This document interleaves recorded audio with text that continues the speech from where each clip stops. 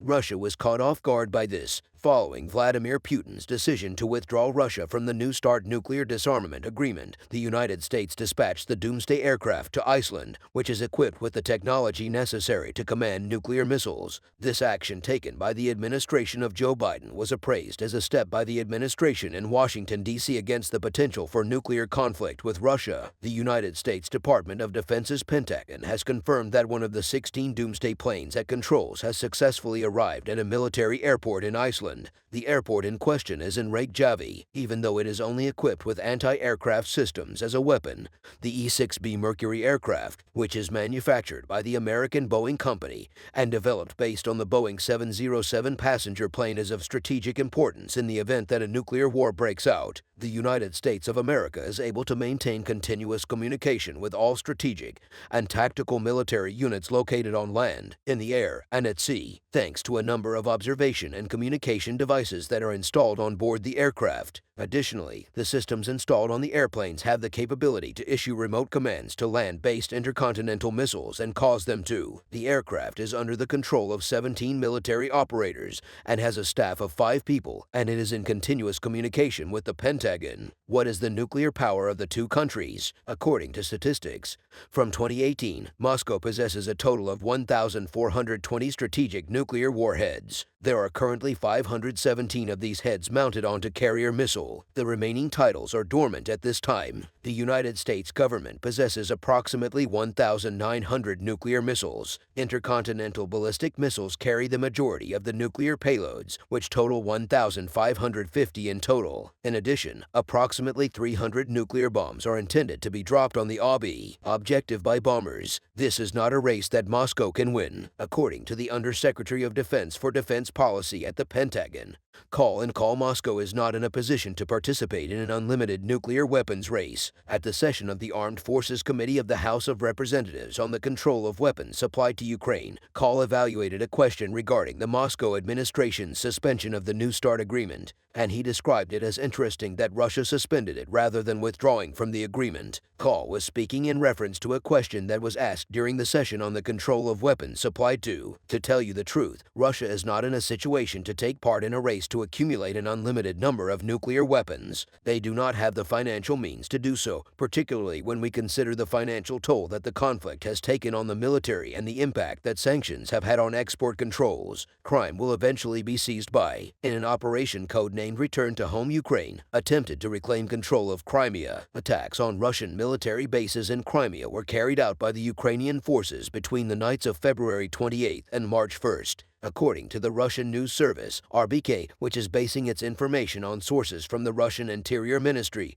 2 unidentified armed drones flew over Crimea and bombed a Russian military base. The article did not provide any information regarding the identity of the Russian base that was attacked by armed drones. On the other hand, it was reported that the assault had caused damage to the administrative buildings that were located on the base. The Russian Ministry of Defense has stated that the strikes did indeed take place. Russia has stated that they were able to shoot down 6 weaponized drone. The Russian military is getting ready for another conflict in the Crimea. Following the assault, the Russian forces started digging trenches across Crimea in a variety of different areas. The photos that were shared on social media showed various fortifications that had been constructed by Russia close to the city of Kiel, which is located on the western coast of Crimea. Residents of the area claim that Russian soldiers are currently constructing their defensive line in the village of Ozyorno, where they are waiting for Ukrainian forces to arrive on the beach. Russian soldiers had previously excavated trenches along the seashore in the town of Chernomorsk, which is located on the western coast of the Crimean Peninsula. It was mentioned in the comments section below the video that Russia was bracing for a significant assault from the Ukrainian. Zelensky, the current president of Ukraine, has made utterances that point in this general direction. Zelensky made the announcement that Russian troops would be removed from Crimea before it could be retaken. Crimea was where the kidnapped children from Ukraine were taken by. It was discovered that Russian military had taken 84 children from the Khan region and held them captive in an arrest facility in the city of Kiel. In the Crimean Peninsula,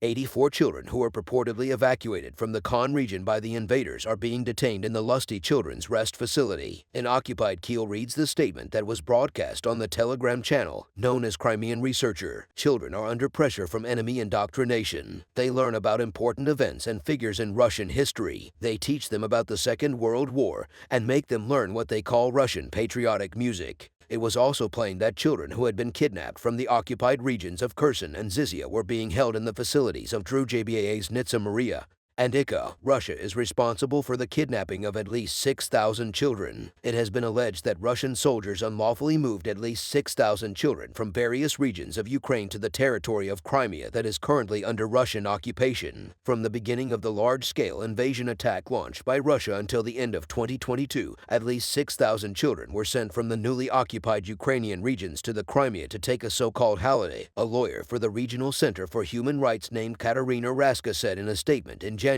Raska is part of the Regional Center for Human Rights. Many of these children were housed in military school barracks rather than in resort facilities, and they were made to go through what was referred to as military training. He explained the front line of defense was bolstered by the Ukrainian forces. The Ukrainian armed forces are continuing their resistance against the Russian occupation troops in order to protect the territorial integrity of the state of. During the course of the previous day, Ukrainian military forces were successful in bringing down a Russian Su-25 type fighter aircraft, as well as a Russian Mi-24 type helicopter, according to a statement that was released this morning by the General Staff of the Ukrainian Armed Forces Defense Aviation. Aviation carried out 13 airstrikes in the last day on regions where the personnel and military equipment of the invaders are concerned. In addition, our troops were successful in destroying an enemy fighter aircraft of the Su-25 type, a helicopter of the Mi-24 type, and 7's-1 Super Sea Orlan and 4 Lancets. The Russian military suffered losses of 130 tanks. During the past 3 weeks of conflict in the town of Vyazlar, Russia has suffered losses equivalent to at least 130 tanks and armored personnel carriers. A report on the tactics and accomplishments of the Ukrainian army in the Vyazlar battle was recently published in the New York Times. The news that was published in the New York Times newspaper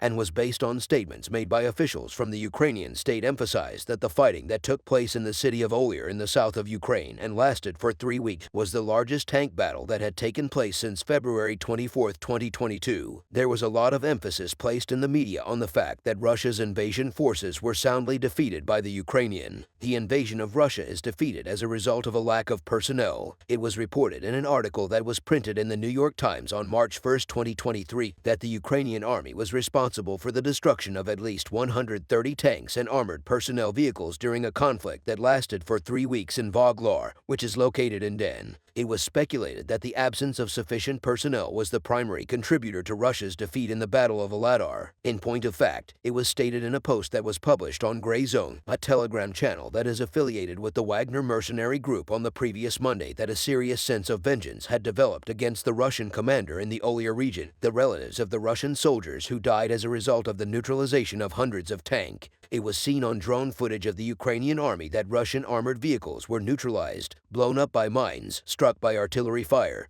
or destroyed by anti-tank missiles. These were always that the Russian armored vehicles were destroyed. In an article that was published on February 13, 2023 by Politico, one of the most prominent news organizations in the world, it was stated that it was possible that the Russian army had lost its complete elite brigade, which consisted of 5,000 soldiers near Vyazlar within the boundaries of the city of Bachmann. The Ukrainian armed forces establish a fresh defensive. While Russia has been occupying parts of Ukraine for the past year, the situation in the Bachmann region is becoming more and more precarious. The Ukrainian General Staff has reported that a number of Russian assaults have been successfully repelled and that additional trenches have been dug. The Russian army ramped up the level of brutality in the ongoing conflict in the strategically important city of. In spite of the fact that Russian troops have been conducting an assault on Bachmann in the Dansk region for the better part of a year, the Dansk region has emerged as one of the theaters in which the bloodiest fighting has taken place. The metropolis came dangerously close to vanishing. There has been no let-up in the conflict in Bach, according to Deputy Commander of the Ukrainian National Guard, Valdemir Nazary,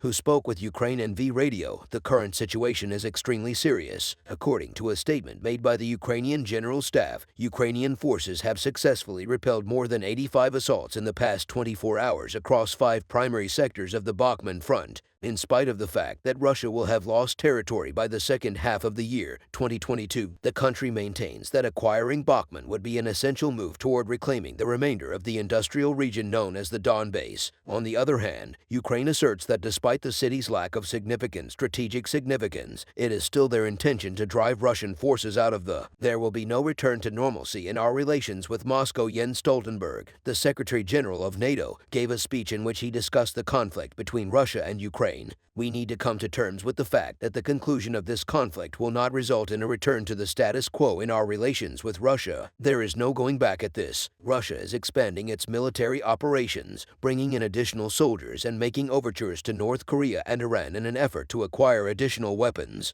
We are also growing increasingly concerned that he may have intended to provide Russia with lethal support. Therefore, we must provide Ukraine with what it requires to succeed the humiliating choice made by Visay and Nobel Peace Prize-winning activist Les Backy has been condemned to 10 years in prison. Lana Tarkovsky, a leader of the opposition who is currently living in exile, has denounced the decision, describing it as a shameful injustice. On Friday, a court in the nation's capital of Minsk handed down a sentence of 10 years in prison to Alexeyev, one of the leading human rights advocates in the country, according to an announcement made by the human rights organization Vienna, which he established. According to reports, Alexeyev and 3 other senior officials from Vienna were found guilty of financing protesters who were opposed to the administration. It was announced in the statement that was released by the ASNA that Valentines, Stefano Ovi, Vladimir Labkovic, and Dmitry Su were also sentenced to 9, 7, and 8 years in prison respectively. These individuals were tried on the same charges as Dmitry Su and Valentine Stefano Ovi. During the proceedings, it was rumored that the defendants Alexeyev, Stefano, and Labkovic were held captive in the courthouse within a confined.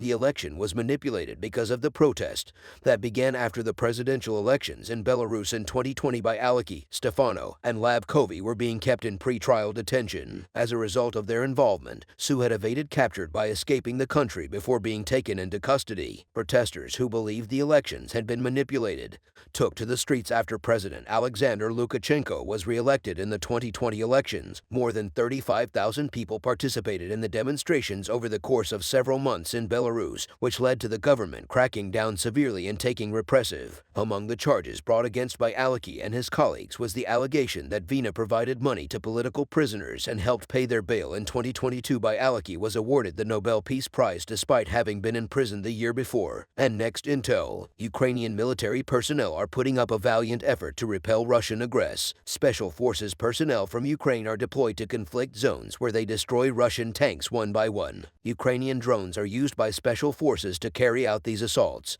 If you are ready, we will share some essential information with you about the war before we tell you about the attacks that were carried out by Ukrainian soldiers. If you are ready, we will begin. Things get tough in the city of Bach. Both Russian and Ukrainian troops are currently engaged in street combat in Bachmann. However, the deputy mayor of the city has stated that Russia does not control the eastern portion of the city. Alexander Marchenko also stated that the surviving 4,000 civilians are huddled together in makeshift shelters where they do not have access to utilities such as water, gas, or electric. Mr. Marchenko stated that not a single structure had been left untouched and that the city is almost completely destroyed. Bachmann has been the site of fighting for several months as Russia attempts to take control of the situation. According to Mr. Marchenko, there is fighting close to the city and there are also fights on the street. If Russia was able to capture the city, it would be one of their few victories on the battleground in recent. Despite all of this, the strategic worth of the city has been called into question. Some industry professionals believe that a triumph for Russia could prove to be Pyrrhic, which means that the benefits would not justify the cost during their assault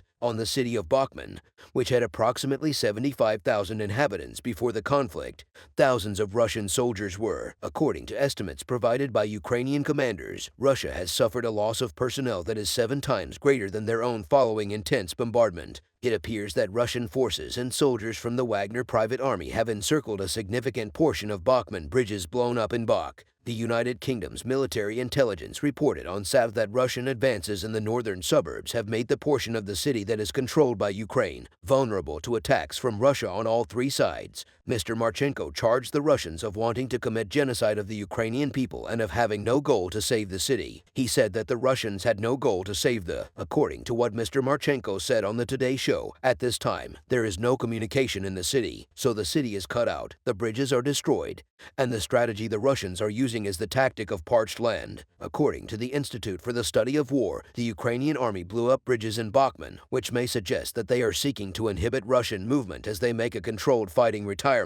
During this, we must protect our lands. Although the Ukrainian military reported that it had repelled numerous assaults since Friday, Ukraine's President Volodymyr Zelensky stated earlier this week that the situation in the region was becoming more and more difficult. On Friday, Colonel General Alexander Secchi, who was in charge of the ground troops of the Ukrainian military, traveled to Bachmann for meetings with the local command. Mr. Marchenko is quoted as saying, "I do not believe that we should give any inch of our territory to the enemy. We need to safeguard our land. We need to protect our people, and we need to protect the businesses that are currently operating on this land. And the reason why we shouldn't hand it to them is because it will be very difficult to take it back to regain the control after the Russians have captured." After a protracted conflict with the troops of Ukraine, Russia announced in January that it had taken control of the Donbas town of Sodar, which is located approximately 10 kilometers from Bachmann. According to reports, by the time the Ukrainian forces withdrew, the town of Sodar had also been reduced to a wasteland consisting of destroyed buildings and, on Friday, President Zelensky emphasized the importance of having sufficient artillery and projectiles in order to stop Russia. Anthony Blinken, the Secretary of State for the United States, stated that the most recent shipment included high-precision artillery, rockets, and howitzer manufactured by him, ours, which Ukraine is using so successfully. Putin was betrayed by Russia's close. It has been reported that Russia's close ally Serbia is providing Ukraine with thousands of rockets, so Russia has requested Belgrade for an official statement to confirm or deny the veracity of those reports. Maria Zakar, a spokesperson for the Russian Ministry of Foreign Affairs, stated that Moscow is deeply concerned by the news that was reported in Russia's pro-government media last month, and added, "We are monitoring the development," expressed concern that the potential transfer of weapons from Serbia to Ukraine would create a serious problem for bilateral ties between the two capitals of Serbia and Russia. It was recently revealed by Russian media affiliated with the government that a state-owned arms factory in Serbia had delivered approximately 3,500 missiles for use in rocket launchers owned by both the Russian and Ukrainian armed forces. According to the same piece of news, these missiles were brought into Ukraine by way of Turkey and Slovakia. Serbia rejects armed shipments. Milos Vike, the Minister of Defense of Serbia, has denied that his country has personally delivered weapons to Ukraine. However, he has brought attention to the possibility that these weapons may have been delivered to Ukraine via a third party, stated that if private businesses purchased these weapons from a third country and then sold them to another country through other companies, then this is not a problem with Serbia, but rather with international trade. In all of Europe, Serbia is regarded as Russia's most reliable friend. Russia provided assistance for Serbia during Kosovo's fight against the 2008 declaration of independence by Kosovo. On the other hand, Serbia has made the decision to abstain from participating in the sanctions that Western nations have applied against Russia. Up until this point, Russia's money won't last until a year. Old Deripaska, a wealthy businessman in Russia, asserted that his country would run out of money the following year if he was unable to locate investors from other sea. On Thursday, during his speech at the Krasnoyarsk Economic Forum, which was hosted in the region of Siberia, known as Krasnoyarsk, Deripaska made the assertion that the Kremlin will run out of money if it is unable to receive investments from friendly countries. "The money will already be finished next year," said Deripaska, the founder of R, which is the world's second biggest producer of aluminum. "After China, we will require investment from overseas." The oligarch arguing that the economic situation in the country is already bad, especially due to the sanctions imposed by Western countries in the Ukraine war, said that is why they have already started threatening us to get our money. He was referring to the fact that the economic situation in the country is already bad. The following expressions were used by Deripaska during his address. However, he did not specify which friendly countries he was referring. "We were under the impression that we were a nation in Europe in the next quarter of a century. We are going to give more consideration to our history with Asia after only 4 days of fighting since the conflicts beginning on February 24th. Deripaska, who is well known for his close relationship with Russian President Vladimir Putin, made a plea for. After Russia's annexation of Crimea in 2014, the U.S. government decided to put the 55-year-old billionaire on the sanctions list in 2018. As a result of his involvement in the conflict in Ukraine, the United States, the United Kingdom, and the European Union all imposed sanctions on him. After that, the 73-meter luxury vessel owned by Deripaska anchored in Gash, which is located in. The citizens of Russia are looking forward to peace. According to a survey that was carried out by the Russian Federal Security Service, FSO, the level of support among Russian residents for the conflict in Ukraine has decreased. The findings of the survey, which were obtained in published by the independent news website Medusa, indicate that the majority of respondents, 55%, believe that the conflict ought to be stopped through the means of. Comparing the results of this survey to those of the FSO study conducted in July reveals a significant shift in popular opinion regarding the war. In the survey conducted in July, only 32% of respondents indicated that they desired harmony with Ukraine. A total of 57% of respondents expressed support for the idea that the Kremlin should carry on with the, according According to the survey that was carried out in November, 25% of respondents expressed a desire for the conflict to carry on. The findings of the FSO survey are comparable to those of a study that was carried out in October by the Nevada Center in Russia, which is an independent sociological organization. In the survey that was conducted by Lava, the majority of respondents, 57%, said that they were in favor of peace talks, while only 27% said that they wanted the conflict to continue in. Neither of the surveys did the total amount of people who answered the questions appear. The director of the Nevada Center, Denis Volkov, pointed out that public support for the war has decreased, particularly after Russian President Vladimir Putin proclaimed the mobilization on September 21st. Vaca told Medusa this is all due to reservations about taking part in the conflict personally, and he explained why he had those reservations. Now that the risks have increased, the people want peace talks to commence as soon as there's a chance that protests will begin very shortly. Gregor Yudin, a sociologist, said that the Russian people were confronted with the disintegration of their daily existence as well as a sense of danger. In addition, Yudin forecasted that anti-war demonstrations might start happening in the country very. On the other hand, political scientist Vladimir Gelman argued that the opinions of the general public regarding the conflict are not likely to influence the stance that the Putin administration takes. Gelman stated that the Kremlin is not prepared to make concessions and that the possibility of peace talks will be determined by the course of the conflict rather than the polls. He also stated that the Kremlin is not ready to make concession. The multi-million-dollar real estate empire of Putin's girlfriend, it was alleged that he spent millions of dollars to purchase various villas and apartments for gymnast Alina Kava, who was said to be the lover of Russian President Vladimir Putin. Specifically, it was alleged that he bought the properties for Alina Kava in the city of So, the opposition news site. The project reported that the purchase of a 20-room, 2,600 square meter house in the city of Sochi in Krasnodar Krai had been completed for the sum of $4 million. It was reported in the media that Oleg Rudov, one of the business persons who was close to Putin, purchased the home in 2011 for the original price of $15 million. This was supposedly done by Oleg Rudd. It is also said that the house has a spa area, a helipad, a swimming pool, and a movie theater. It was asserted that the amount in question was moved to Rudnow's personal account by a company called Iridan's Milk, which is situated in the Greek CED administration. It was also asserted that Putin had used this company for years as a personal overseas. It has been suggested that the construction was carried out by a company known as Prime, which is controlled by the businessman Yuri Kovalchuk, who was also referred to as Putin's banker. It was also reported that Irma transferred 100 million rubles to a construction business in the years 2009 to 2010 for the purpose of constructing Vladimir Putin's private residence in Galen. Putin is currently 70 years old, registered on his relative. Other properties reportedly belonging to the former Olympic gymnast Kava, who is known as Putin's secret lover, were allegedly registered in the name of the athlete's grandmother, Anna Zipo, as well as other relatives. Kava is currently 39 years old. It was suggested that at least 23 properties were discovered in this manner and that the aggregate worth of all of these properties was approximately 120 million. It was asserted that the company operating within the Greek secret administration was responsible for providing the financing necessary for the acquisition of the properties in question. On the other hand, it was reported in the media that Kava did not reside in this house, but rather in a villa on the land where Putin's mansion is situated on the shore of Lake Valdi in Nara-Lost. This information was allegedly obtained from reliable sources. A Russian opposition politician named Alexei Navalny, who at the time was serving time in prison, mentioned the opulent residence in Sochi the previous year. In addition to this, Navalny demanded that Western nations implement penalties against Kava as a result of his marriage to Lud Milputine, which took place in 1983 and ended in 2014. Putin is the father of two daughters named Katrina and Maria. Maria is 37 years old, and Katerina is 1 year younger at 36.